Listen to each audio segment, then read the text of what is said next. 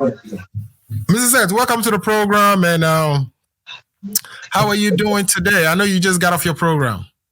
I'm doing good. The kids are giving me problems. I'm doing good. Yeah, they want to be part of the program. Bring them on. Anyway, so yeah, this is the second time you're appearing on the program, and I'm grateful for answering our call each time we needed you to stop by, and for all the support you give to the Ghana Agenda. The Ghana Agenda is growing fast, and we are heading all the way to the top, and it's all because of contributions from people like yourself. So we've lost, one of our uncles. I don't know him personally, but I'm talking about here, Papavi Hogbedeto, who's been in the trenches fighting for secession of the Western Togoland from Ghana. You run the Situation Room, where you discuss what the fundamental facts are concerning the area referred to as Western Togoland, and what type of agreements were intentioned and the way those agreements were consummated and the issues with those agreements and what the way forward should actually be. So I'm asking you, what should our way forward be now that Papavi is not there? What is the political implication of this? And what are some of the positions that you have in your camp? Thank you so much, my brother Amuzu. I think you asked us so many questions. Just one straightforward question. There's so many branches that you ask, but I will do my best to answer your question to the best of my knowledge.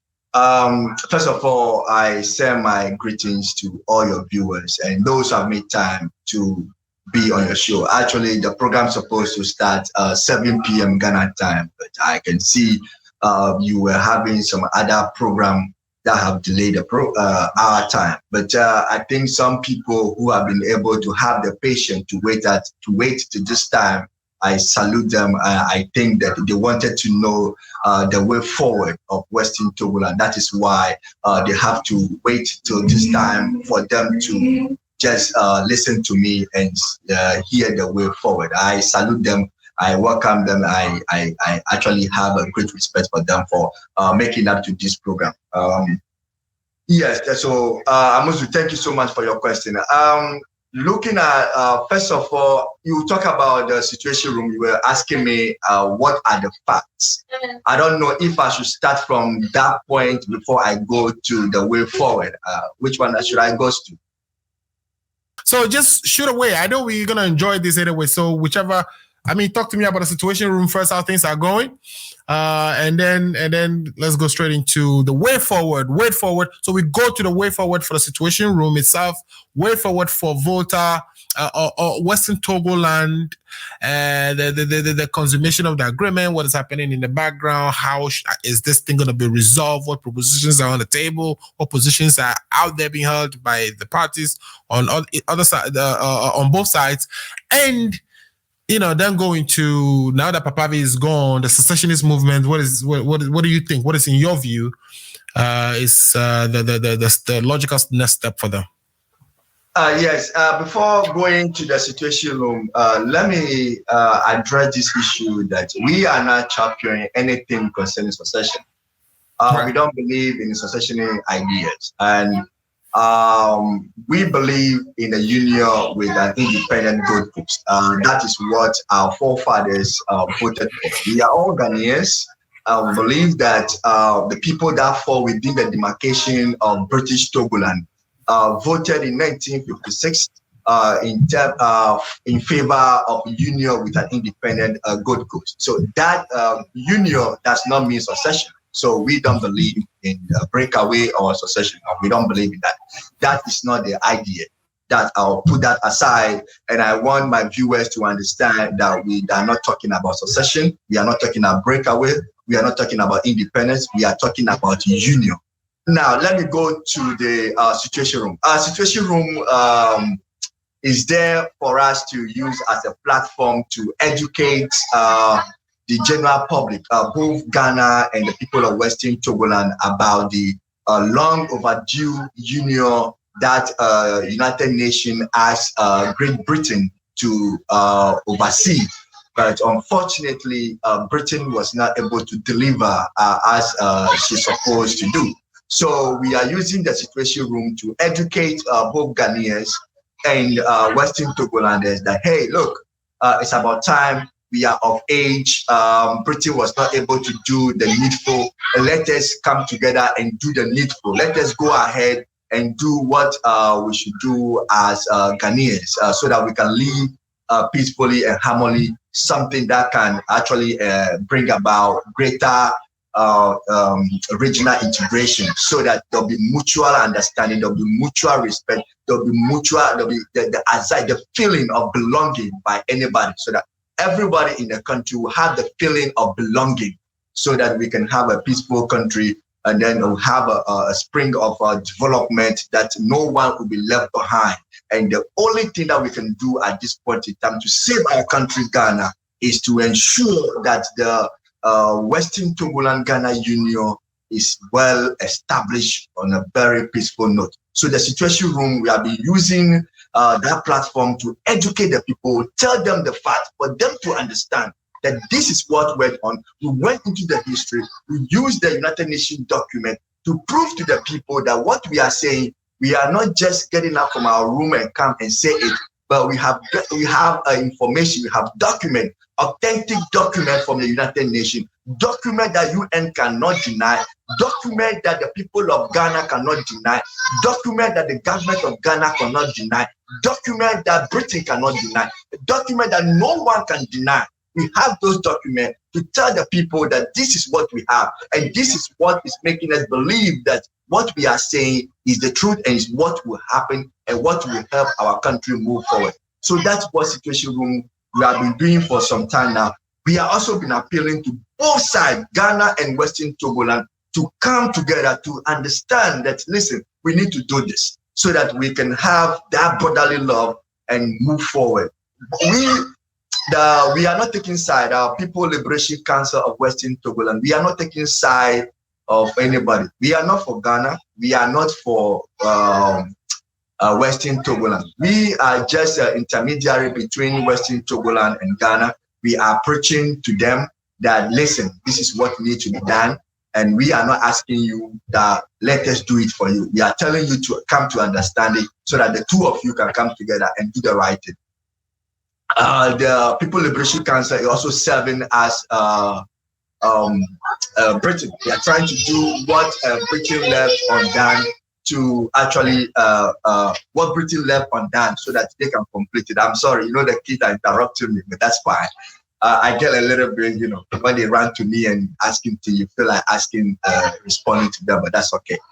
So that is what the People Liberation Council of Western Togoland we have been doing for some time now, and we use the platform of Western Togoland Situation Room to address the issue.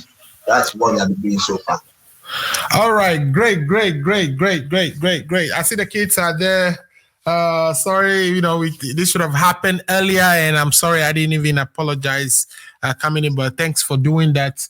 On behalf of the show, we sincerely apologize for starting this late. But let me ask, are you getting any cooperation? Are you getting any help? I mean, is anybody coming to the table to kind of actually listen to you, so that it's not just that we are making, you are saying all these things on radio, but there's no movement? Are you seeing any movement? Are you seeing anybody interested genuinely in helping resolve what you call a union that hasn't been properly consummated?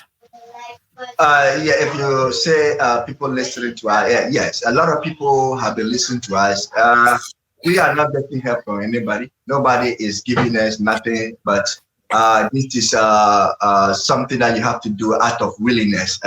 But we believe that at the right time, when we get to the acceptance stage, we will be able to get the better results that we are looking for. As of today, we are at the denial stage, that Ghana is denying the fact that the union should be established, and the people of Western Togoland, they are also in the same stage, that many of the people of Western Togoland, they feel that, I have worked so hard, I have got to this level. Maybe in the next 5 years, in the next 2 years, I'll be promoted to the higher level where I'll be making big money. And if I should talk about union, it's my route, my chance of getting to the top. And they feel that, but not looking at the children who are coming from behind, talking about the future generation, the kind of life that they should live. People don't like what is going on today in our country, and they believe solely that the only way to solve or resolve the issue is to fix the union or to establish the union. But because of where they have reached in terms of life, they feel that, oh, okay, I am okay, so I don't want nothing to, come in and, disturb what I'm supposed to get. So that we are getting that sort of thing from the people of Western Togoland. So I feel that it also look as if the people themselves do not adequately know who they are, what they want, and what they're supposed to have. So that is another aspect that maybe they don't know. That is why they are not getting there. They are still at the denial stage, right? So we are hoping that all the education we are doing, we are getting results. People are waking up. People are getting the message. People are consuming it. People are thinking about it. Because while some people are denying, some people are accepting. They have come to the stage. Some people who, first of all, I am a host, and sometimes people send me messages, and some send me email, and some is very, very disappointing. But I keep preaching what I'm preaching, and sometimes you end up people coming to understand that what I've been saying, they realize that it is true. Today on my show, I read a letter from one of the Western Togolander from Yendi, all the way from the north. That is a lady whose identity I cannot disclose. And even she stated in the letter that I should not disclose her identity, and because of the fear of her life. So she is now realizing that, oh yeah, now she's also waking up. She's not the only person who have written to me. I have received a call from people who even they say, hey, they so suffer. So your target really is to wake people up. For the people to understand the need for the unions. Yeah, that is the only. When the people they've understood the need for the union, they can properly support it. Both Ghana and Western Togoland. Okay, so quickly tell us what it is you think someone who is from that area, what do you think they should know in order to accept that this union should actually happen? What someone is basic? Yeah, good. What we have been preaching all this while is that you have to understand. What you should know is that one, the people of British Togoland voted in 1956 to join, form a union with an independent Gold Coast, and the union won at the time. So that is a fact, and then they need to understand that. And even the overlord Yana himself was part of the people who campaigned for the union. And when the international community came and interviewed Yana at the time, Yana was in favor of union. And Yana himself went to the market of Yendi and educated the people about union and asked them to vote for the union, all because everybody wants a colonial rule to end in Africa. So the people of Western Togoland voted for the union, and that is a fact, and they should understand that. Now, aside that, voting does not make union, and that decision was given to the United Nations, that the people voted for the union, and UN was happy, and UN said, okay, based on their decision, UN came out with a resolution 1044 SI in December 30th, 1956. UN came with that resolution asking Britain to take such steps to bring about the union. And if you look at, so that resolution is there. So that resolution is in favor of the union, because the vote is in favor of the union, and the resolution is in the line of union. UN did not ask Britain to integrate Western Togoland or British Togoland into the Gold Coast. It says, take such steps to bring about the union. So steps were given to Britain to take to ensure that the union is well and duly established. That is also aside. And with that, all the documents that I have read through, there is nothing that talk about independence. It's everything bounced back to union. And in actual fact, the resolution 1044 SI of 13 December 1956 is one of the best documents that we can talk about here. And the next thing is the letter from Britain signed by Alan Noble to the United Nations, which is the whole world, telling the whole world that the day Gold Coast became an independent Ghana, that very day, which is 6 March 1957, the union between Ghana or independent Gold Coast and Western Togoland, you can also call it Togoland under British administration, that union was established that same day. That letter is also there, affirming the union between the two countries. Now, what we are asking is that if there is a letter affirming the union between these two countries, where is the union agreement?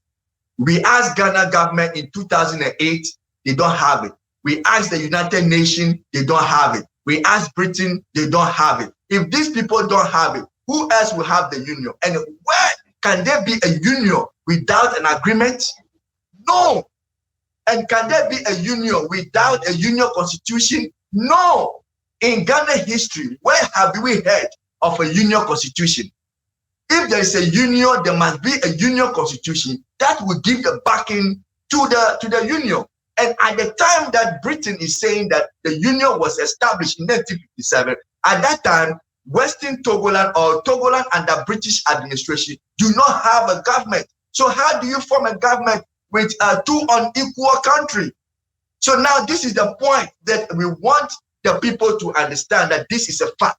So now the way is that let us make sure that resolution 1044 SI of December 13th, 1957 is fully implemented.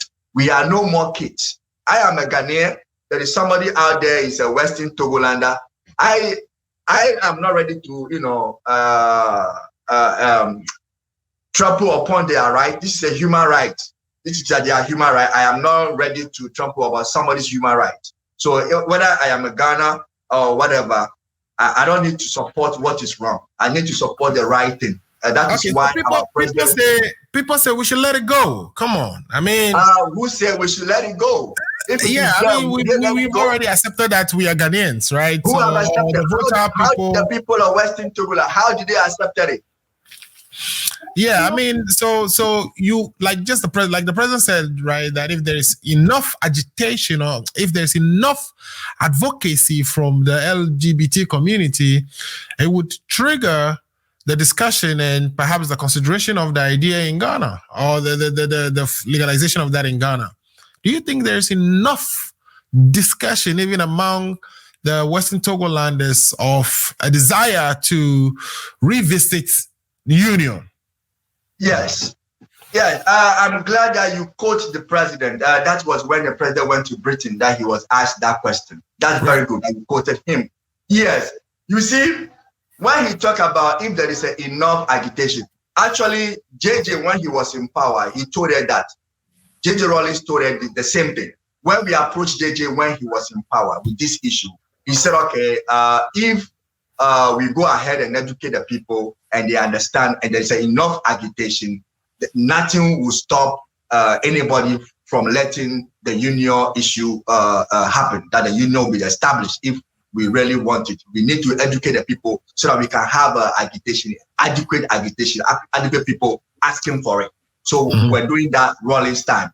Now, President Nado is saying that the issue of LGBT, issue is a legitimate issue, is a human rights issue, and if there is enough agitation, it will happen. But at the time when he was asked, there were no enough agitation at the time, because Atames was asked, John Mahama was asked, and he too was asked, and all those times the agitation was not there. The agitation was low on the ground. Okay, but now even though the agitation was very low, nobody, the government did not arrest anybody for that. If the government started arresting people for the agitation would die, at birth. But they allowed them to spread their message so that people can get involved. You can have enough agitation. In the same thing, the people of Western Togoland are also doing. The agitation were not there.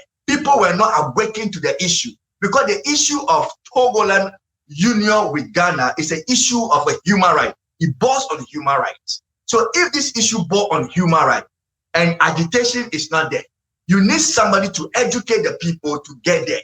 You remember when we have a girl child education issue in Ghana, that people were agitating that girls were not going to school, and they said, oh, their office is the kitchen, and people were saying, no, we should allow girls to school, go to school. And there was a popular song that said, send your girl child to school, if you remember those songs. And then it got to a point people were asking government to appoint women to higher positions, so that it will serve as like a morale or a little bit encouragement to have girls, to have girls go to school. Now, you see, if the agitation were going on at that time, if those who were at the forefront of agitation are being arrested, do you think we will get to where we've gotten to today? Right. People who were asking for the LGBT, whatever, people who are asking that the female dog can marry a female dog, the female cat can marry a female cat. If those in front of the agitation are being arrested, do you think it will get to where it is today? No, it won't.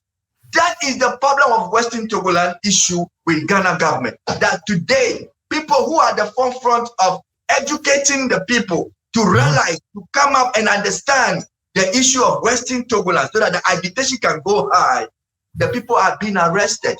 Are they trying to arrest you as well? Excuse me? Are they trying to arrest you, since you've also been you've been educating people? I am lucky that I am in a country that laws are not made for dogs. Laws are strictly adhered to. That is the only way that I'm still talking. Rather than that, I would have been somewhere else today.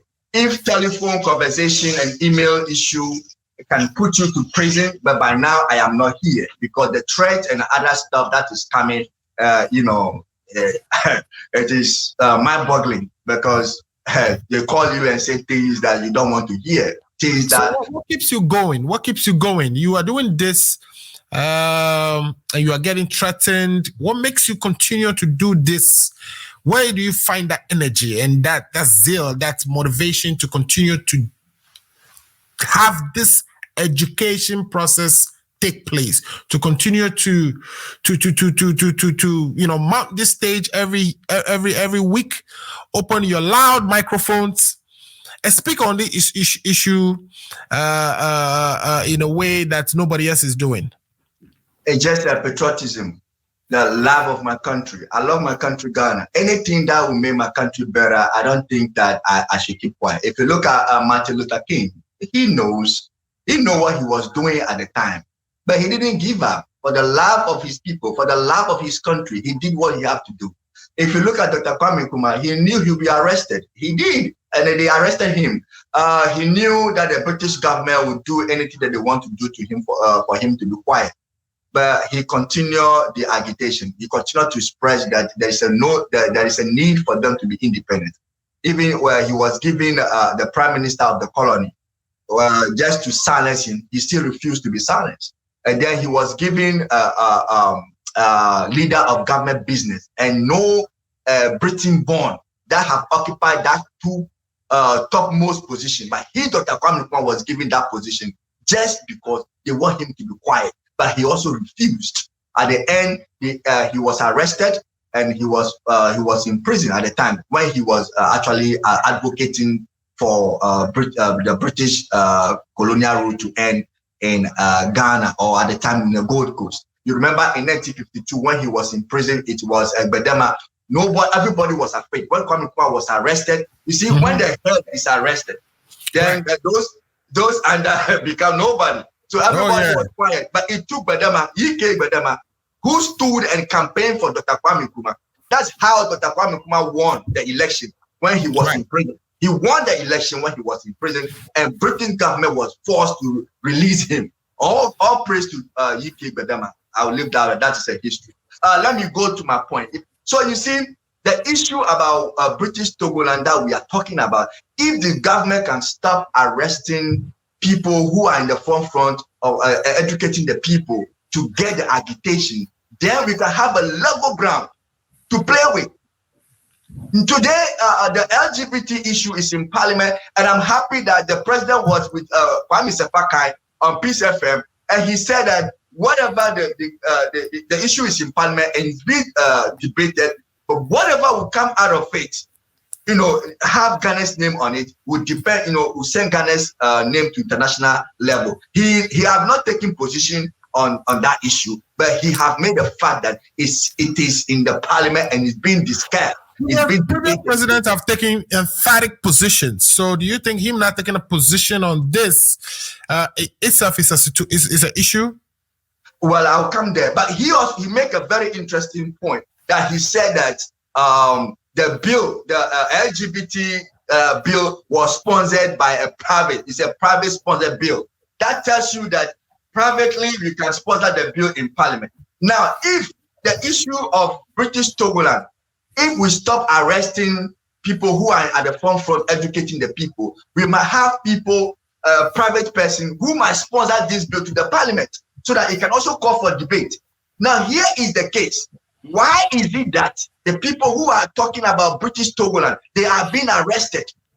Is it not a way for you to suppress them?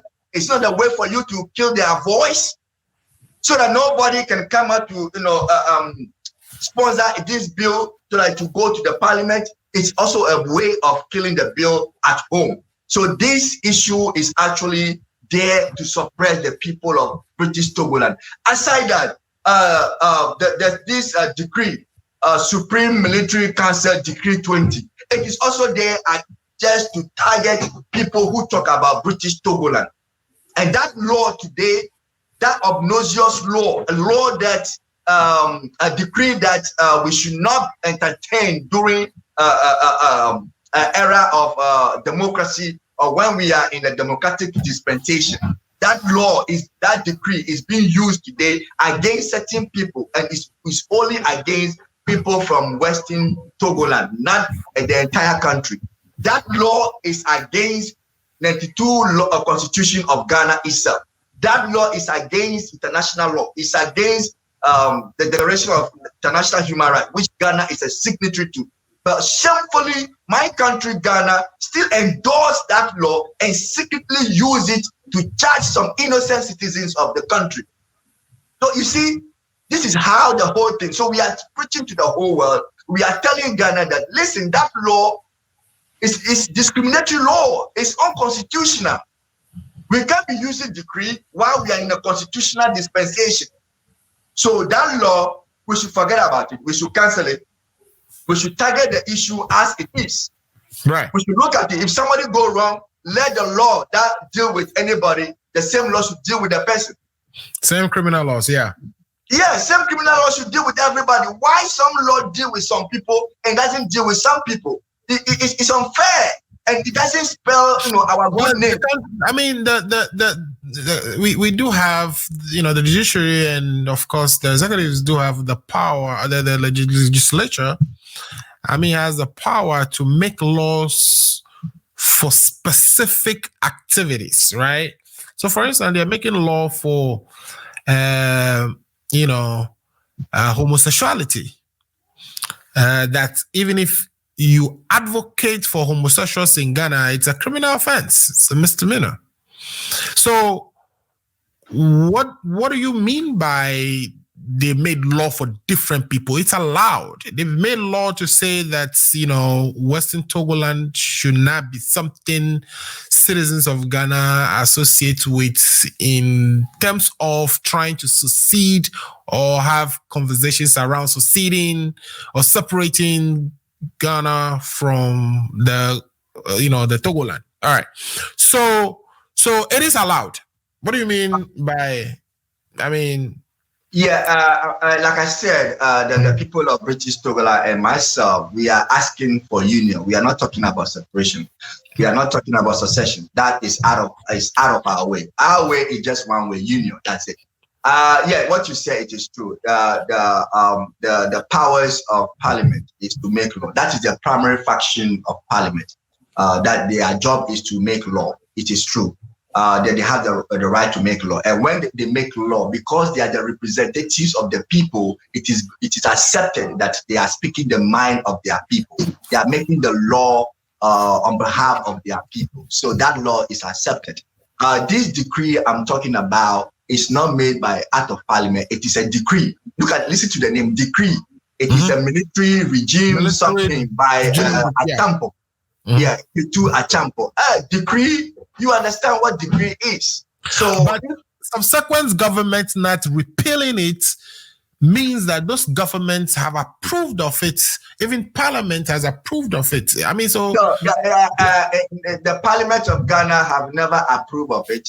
There is no there is no proof where Parliament of Ghana approve of it. That law itself have never seen the light of Parliament for debate, because before Parliament will approve, it needs to be debated. So that law, I'm sorry, I'm even calling it law. I'm even adding something to it. It's a decree. It's not a law. So that decree is actually not. It didn't go to Parliament. If you go to Parliament and Parliament approve it, automatically becomes a law. But that is the main decree. So that aspect, if it is Parliament something, that it should affect everybody, but it shouldn't be anything. And if you go to Parliament, it will not see the light of the day because it is against the 92 Constitution. Because that decree is against freedom of speech. It's against freedom of association. So how do your Constitution, the Constitution that established the Parliament itself, the Parliament was established by a Constitution, and you are talking about a decree that is against the law that established the Parliament. So Parliament will not stood that low to approve such decree or turn it to be a law or make a law in that direction, because that itself is a law against our own 92 Constitution. So it can see the light of the day when you go to Parliament. It's not a matter of Western Togoland case, but just to play the ball on the level ground, on the field ground, all teams being equal. If Parliament want to be truthful to themselves, to be holistic to their chambers, they will not pass such a decree or turn it into law, because that is a discriminative law, and Constitution of Ghana does not allow discrimination. But that law discriminates. That decree discriminates. So there is no way Parliament would have allowed that decree to be turned into law, because as soon as Parliament talk about it, Parliament debated it, it will become a law. It is no more a decree, but it's now a law. But it's never done, so it is still a decree, and decree is being used in Ghana's court on some unfortunate citizens of Ghana. Yeah, so I'm saying because Parliament hasn't done anything on it, right, in itself, makes it a standing, call it law or whatever you want to call it, decree, on our books that can be used by the executives to achieve its aims, right? And the aim of it is to not have people, talk about secessionism, and unfortunately it's even been misused to perhaps bring people who just are doing nothing but just educating the Togolanders like yourself. So let's let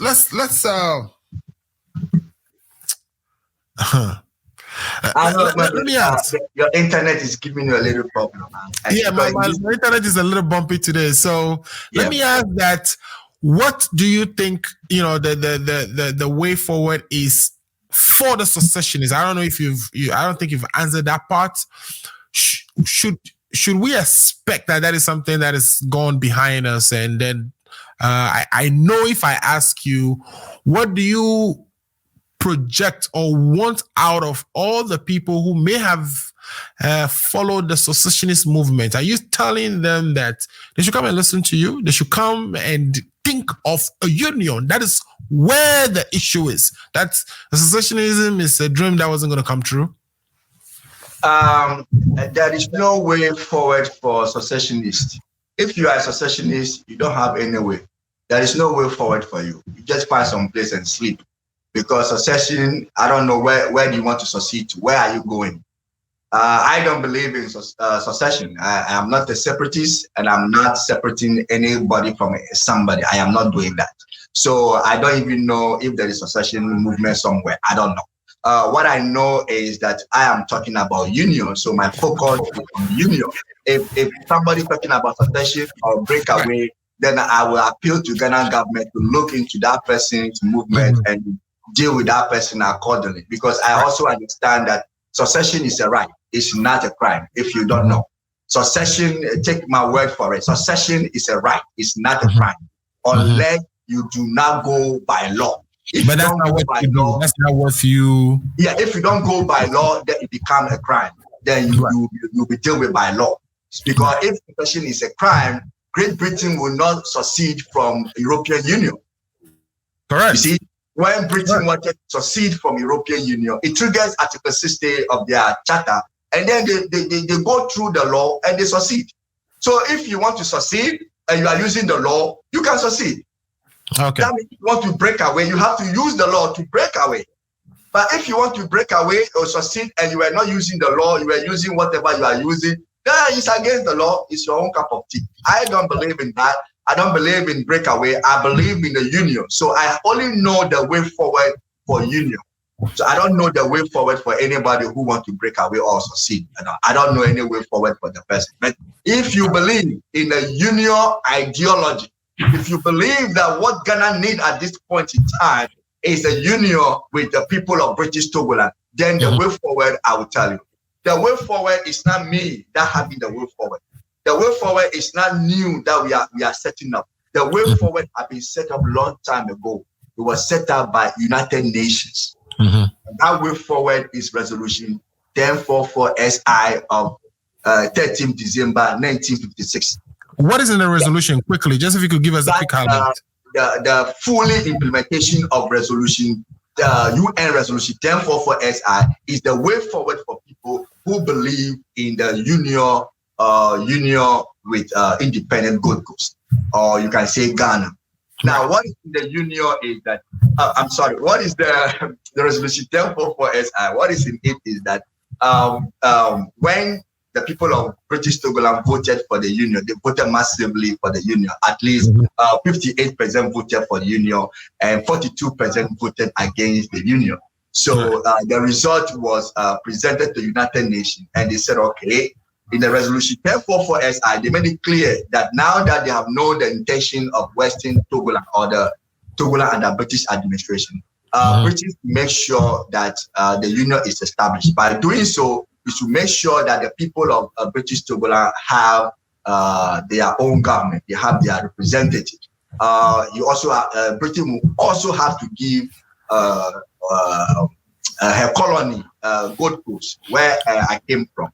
A colony also should be given independent, because if you are a colony, you are not allowed to go into union with a trust territory because you are a slave. So you need to be on their own. And at the same time, when the union happened, you should see that the union happened. They should have the union agreement, and they should make sure that the union agreement is done. And when the union happened, Britain should write to the United Nations Secretary General, informing him that the union have been established. That they did. That was the letter they wrote to the United Nations, signed by Sir Alan Noble. And that they said the union have been established the very day the Gold Coast became an independent state of Ghana. So that they did. But the other step, they didn't take it. They're supposed to have a union constitution for the two union countries. The British supposed to make sure that the Western Togoland, they have a representative where the leaders of Western Togoland and the leaders of Ghana, or you can call it Gold Coast, these leaders of the two countries will meet and have a constitutional conference where they will agree on terms of the union. That has not been done. Nothing of that sort was done. You see, so all this thing is not done. And the British just wrote a letter and said that the union was established. Even Western Togoland do not have a government. They don't have a representative. You remember even Gold Coast. At the time, we, the people from the Gold Coast, we even have our government since 1954. You remember our first constitution was in 1954, but they don't call it constitution at the time. You see, so we were making law. We have a parliament for ourselves. And in 1954, you could see that they call it legislative assembly at the time, which is now parliament. They were making law for the colony. So our people were well prepared. But what about those from Western Togoland? They don't have nothing of that sort. Right. The only thing they did was that after the union,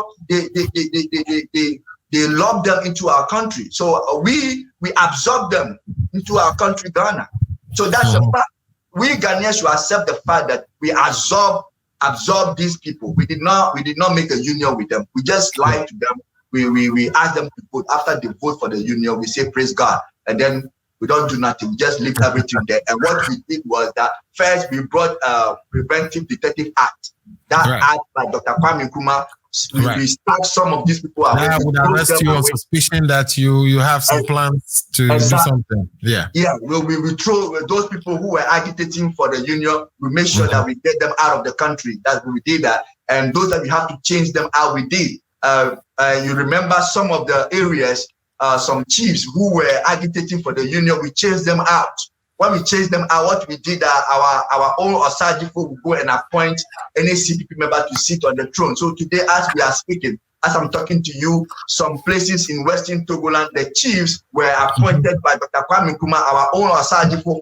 They were not the rightful owners of the school, all because we sacked the rightful owners out of the country. If you remember the Pando massacre, where some people refer to as a terrorist attack. It was not any terrorist attack, but today we Ghanaians were trying to modify it and give it a bad name so people would feel bad towards those people. What happened in those times was that when we were about to have our independence, some thieves and opinion leaders said, listen, we voted for union, and if you have not even establish the union, at least leave our land as it is. But you, Gold Coast and British government, you issue a white paper reducing our land into regions. You just divide them to pieces, and even you cut some of our land and add it to some places that belongs to the Gold Coast.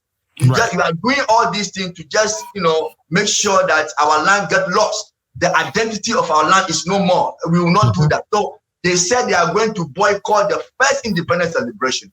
That is why our Asajifo sent, together with the British government, sent soldiers to the big town like Pando, Alavano, and all those big towns. And then they crushed all these people, the chiefs, the opinion leaders who were rallying behind this idea. They crushed them. Our soldiers for my country, Ghana, Gold Coast at the time, crushed them. So when we crushed them, those who run away. You see, those who run away, those who will be able to kill, we kill them. That's what we call the Pando massacre. But today we are telling it like we are trying to say that they were terrorists and we want to crush them. It was not that. They were people who are fighting for their rights, and we, because we are mighty, we are mighty. We show them you remember the terms that the Ghanaians are using today. Show them the might of the state. That was the time that we showed them. It didn't work. All right, show them the might of the state. So we have a comment here from Helen. Ajewa Duamakpo. Did I get the name right? Helen Ajewa Duamakpo. She says our culture is dying, and our culture is fading, and our history is not in any history books of Ghana. If the union is established, we can have more chance to know about our history. But again, I mean, what's going on? Don't we have historians among us to write our history? Why is our history dying? People like you are out there on weekly basis educating. Why is our history dying? Is it because we ourselves do not even want to speak our language to our own children? Sure. It is true. Our history, she actually put it in general. She did not specify it. But if it is the Western Togoland history that she's talking about, I think she's talking about Ewe culture, Ewe history. If you're talking about the Ewe, that one is another issue. The Ewe issue is that I am an Ewe, but I know that the Ewe history, the historian came very late.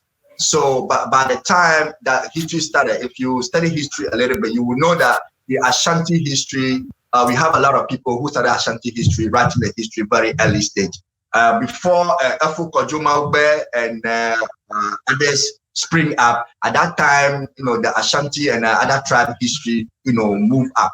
And because mostly the Volta region or the Ewe also fall within the Western Togoland, a lot of much attention was not paid to their history at the point. But at the time that the historian from the Ewe side would come up, they were far below. They were below, they didn't come early. So you realize that the Ewe history, most of them are oral history.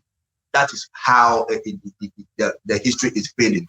Right. You see also that many of the Ewe history is not being allowed in our history books. You realize that when I went to National Archives in 2001, thereabout, I went to search for the Ewe history, the migration of the Ewe from the Moche to the present day Ghana. When I went there, I was told that these Ewes are non-Ghanaians. So their history, such history you cannot find here. That is the National Archives of Ghana. And then I was told I should go to Togo. I should go to Togo and go and look for that history. If I go, I'll see it in Togo. That's what it is. So most of our history is not embedded in Ghana's history. Right. So it's mostly oral history. And today the oral history is fading.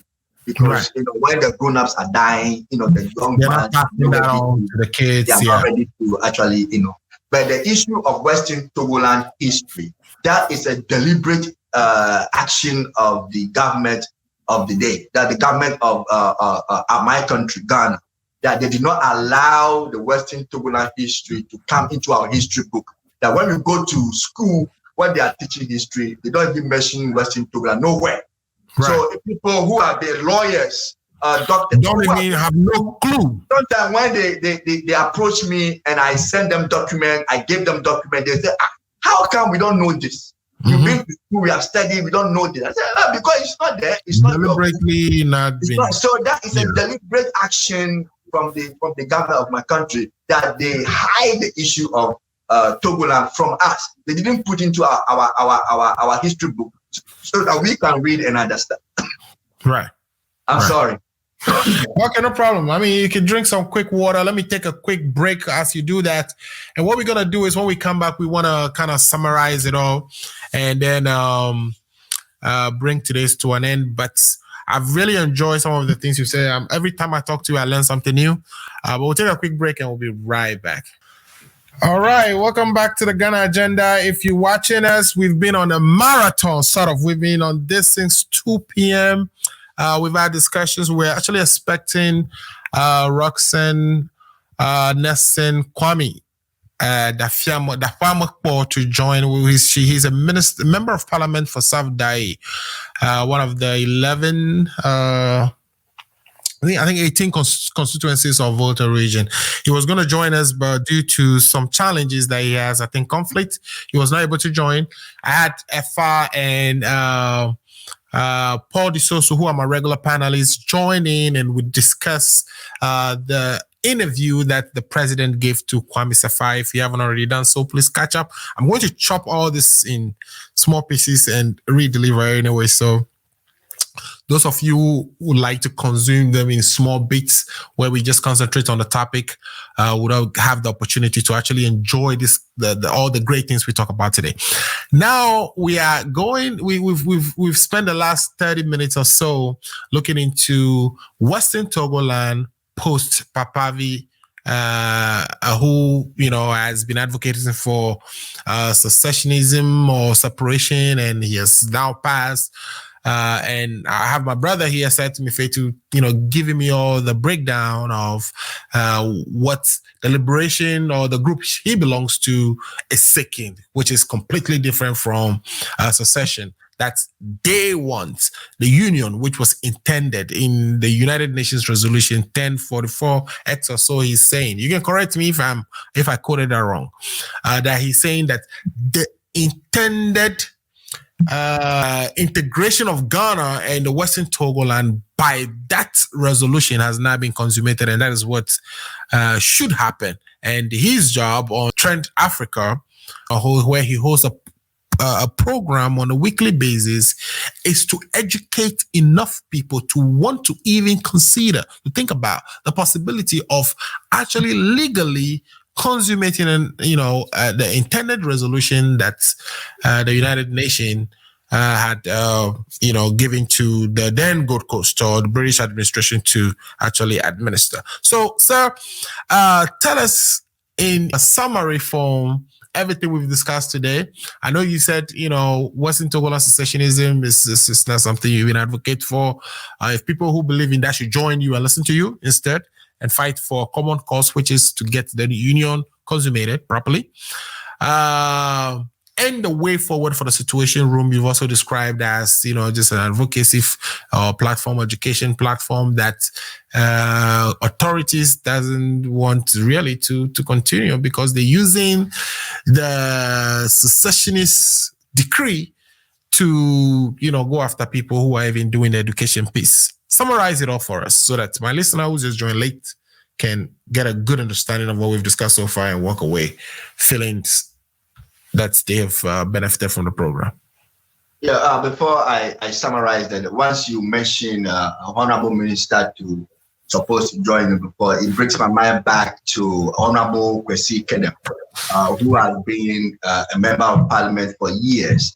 He's no more a member of parliament. At the time that he was serving in parliament, he have attempted many times to raise the issue of British Togoland and Ghana Union at the floor of parliament. But in the parliament, if you want to raise some issue, there is a way to go about it, and the speaker have to approve it before. You don't just get up and say anything. Anytime he tried, meet your question and all that. Yeah, anytime he tried, the speaker will say no. He's never get the approval to bring the issue to the floor of parliament.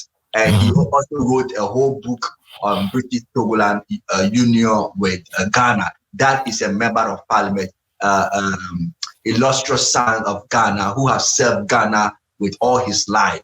And he also realized that the needful thing to do is to make sure that the union is established.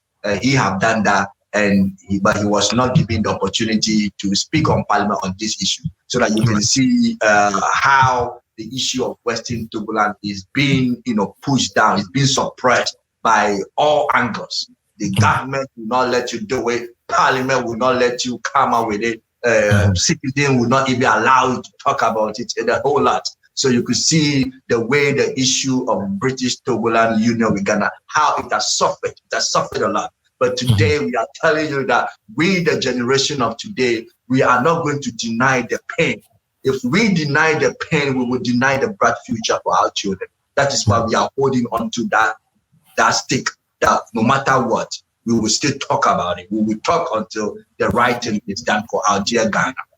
Now, if you want me to summarize everything, I think you have already said a lot about that, about the Situation Room. You have said that, and the way forward, the People Liberation Council have been advocating. It's an advocacy group. You talk about good governance, development and education, gender issue, environmental issue. We have been championing all these causes. We have been rallying so hard to make sure that the people of Ghana, not only Western Togoland, both Ghana and people of Western Togoland, come to understanding that there is a need to protect our environment. There is a need to keep our environment and community clean. There is a need to talk about a gender issue affecting women. We talk about it, a developmental issue. If any area of our country is lacking behind in terms of development, we talk about it. If there is no good governance, we talk about it. That is true, the good governance. We have come to realize that it is only the union that can lead us achieve that good governance issue. That is why we are rallying behind the union idea. People are calling for fixing the country. They have realized that the country is in the mess. But we are also telling them that yes, the country is in the mess because the union have not been established. You think the union will solve all our problems, huh? The union will solve all the problems. If the union is established, we will have. If the union is established, there is no way that things that is happening. Maybe we could do a show where we will talk about what the union would actually have done if it was consumed, how it would have, changed the course of the Western Togoland. Maybe that should be a show you and I can do. So let's coordinate the times behind the scene, and then we'll see how we can put that together. But I'll let you finish, and then we can. So we have been doing that through the Western Togoland Situation Room, like you said. We are only be preaching about one thing: union. It's not succession or breakaway. Please, if you are somebody who have the idea of breakaway or succession or independence, I want you to show me any document, authentic document from United Nations or wherever you get your documents from that support that. I do not have any document supporting that. The only document that I have, and those that I've read, is only talking about union. That is why we are championing the cause of union. If you are not in the union term, then please join me now for us to speak to Ghana government and the people of British Togoland to accept the noble appeal of the union with Ghana and Western Togoland. That is the issue that we are talking about and what we are rallying on. And we are saying that the way forward for the people of Western Togoland and Ghana is to the fully implement resolution 1044 SI of December 13, 1956. That is the way forward. That way forward have not been established by PLC. It have not been established by me. It was established by United Nations. Way forward, we are marching towards that way forward. But the only thing we have to do, that is Amuzu said, that the president of Ghana said, if there is enough pressure, then whatever we are asking for will be done. We also know that. That is why we are giving you education so that you understand. You come to understand that we need this union to be. But you are saying also that the playing field is not fair because you can't organize. All that we are doing. We are not telling anybody that you should go your own way. You should use force. No, we are not saying that. We are saying that get the understanding so that you can rally behind us. Let's all come together, understand this. Then we can have enough agitation and whatever we want it to be achieved. If you sit in your house, you are doing nothing, and you think that PSC alone will bring the union, then my friend, you are lying. You are lying. PSC, how many people from PSC? Say if there is enough agitation, enough pressure, you need everybody, involvement.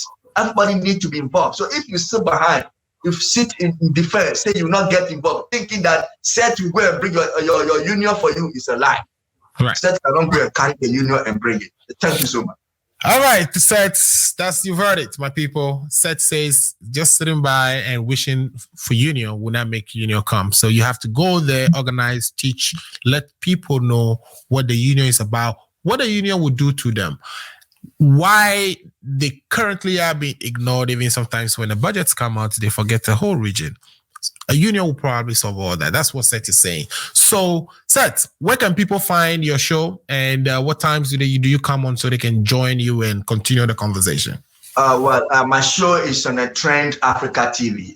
It's on Facebook Live every 5 p.m. Ghana time. If you are in Ghana, because people are watching me from a different, part of the world. But I always use Ghana time so that they can also work with Ghana time. The Ghana time 5 p.m. You go to Facebook and you type in Trend Africa TV. We are there every Saturday. Every Saturday. It's only Saturday, once a week. All right. Thank you so much for coming to the show again. My name is Alfred Amuzu, and for those who are watching for the first time, because I know some of your fans are watching us now, please subscribe to the Ghana Agenda, where we talk about politics, things concerning Ghana, economics, finance. Name it, we're talking about it. We are grateful to have our brother today join us, and whenever he comes, like I said, I learn something new every day, every time. I am going to bring you back, and what I want us to talk about when you come back is what exactly would the union do to the people of the Western land? What is the union going to do to them that is not being done to them right now? Or what is everybody, for both Ghana and Western Togoland? It's not going to benefit only Western Togoland. It's going to benefit everybody. Benefits. So we'll talk about the benefits when you come. Thank you so much, my brother. Really appreciate it. All right, people, that's the show for today. Thanks for watching. If this is the first time, please subscribe to the channel. I'm going to take this, like I said, and chop them into pieces so we can have those short videos coherently tackling some of the things we talked about today. And we've been on for how many hours? 2 hours, 25 minutes, the longest. Thanks for hanging in there with us. We really appreciate it. If it is Saturday, it's the Ghana Agenda, and we are going into the weeds of all the issues, political, finance, economics, that are occurring in Ghana. Again, my name is Alfred Amuzu, and it's been a pleasure hosting you today. We would be back next week. And please share the link, subscribe, so that anytime we come on, you are notified and you can join us directly. We really appreciate you for watching. Thank you. Have a good weekend.